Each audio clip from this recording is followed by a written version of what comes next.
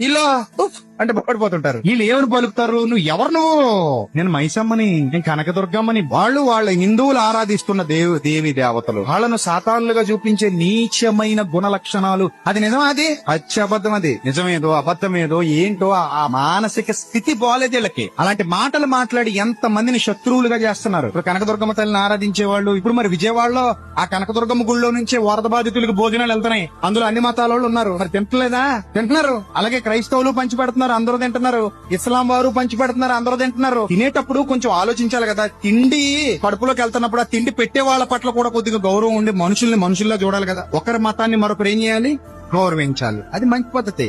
అంతేగాని ఇప్పుడు అదే స్కిట్ ఇంకొకటి వేసి ఎవడరా నువ్వు అంటే నేను యేసు ప్రభునే అంటే మనకి ఎంత బాధగా ఉంటుంది చెప్పండి. మీరు చెప్పండి. మరి ఈ ఊరికి ఆ ఊరు ఎంత దూరం, ఆ ఊరికి ఈ ఊరు కూడా అంతే దూరం. అందుకే తెలివి లేని వాళ్ళు సువార్థికులు కారాదు, జ్ఞానం వివేకం లేని వాళ్ళు సత్యం చేత్తో పట్టుకో